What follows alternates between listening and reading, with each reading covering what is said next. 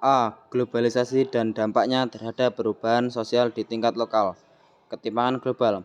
Keadaan ini menimbulkan tantangan terbesar, yaitu ketidakseimbangan pertumbuhan sosial, politik, budaya, dan ketimpangan pertumbuhan ekonomi.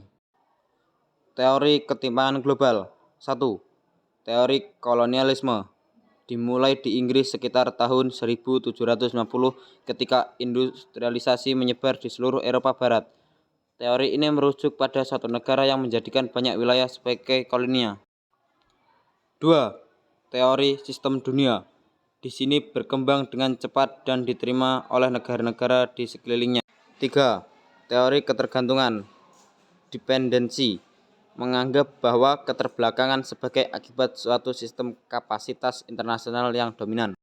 4. Pendekatan struktural adalah cara lain untuk memandang ketimpangan dunia dalam hal kesejahteraan dan kekuasaan. 5. Teori fungsionalis. Dalam teori ini, posisi-posisi dengan tanggung jawab lebih besar menuntut pertanggungjawaban yang lebih besar juga. Dengan demikian, posisi penting dalam masyarakat memerlukan lebih banyak pelatih sehingga harus menerima imbalan yang lebih tinggi. 6. Teori konflik.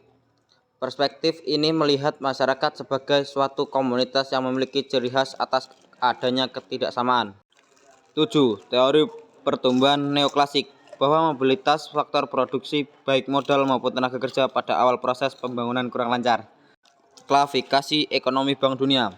Salah satu cara untuk melihat ketimpangan antar negara adalah melalui perekonomian negara tersebut. Negara dengan pendapatan tinggi. Beberapa di antaranya adalah Amerika Serikat, Kanada, Jerman, dan Inggris. Negara dengan pendapatan menengah di antaranya adalah Brasil, Tiongkok, dan Namibia. Negara dengan pendapatan rendah, Myanmar, Ethiopia, dan Somalia. A. Ketimpangan global dalam sejarah. Terjadi peningkatan ketimpangan pendapat antar dunia. B. Pengaruh ketimpangan global pada rakyat miskin. Distribusi pendapatan secara global memperlihatkan pemusatan pendapatan terhadap bagian atas dan menetas ke bagian bawah. C. Pengaruh ketimpangan global pada kelas menengah. Menyatakan bahwa negara dengan pendapatan rendah dan tinggi, rakyat miskin dan kelompok menengah mengalami kemunduran pendapat. Bentuk-bentuk ketimpangan sosial. 1. Ketimpangan desa dan kota. 2. Kesenjangan pembangunan diri manusia Indonesia. 3. Ketimpangan antar golongan sosial ekonomi. 4. Ketimpangan penyenaran aset di kalangan swasta. Ketimpangan antar sekolah ekonomi. 6. Ketimpangan antar wilayah dan subwilayah. Faktor-faktor penyebab ketimpangan sosial. 1. Faktor struktural.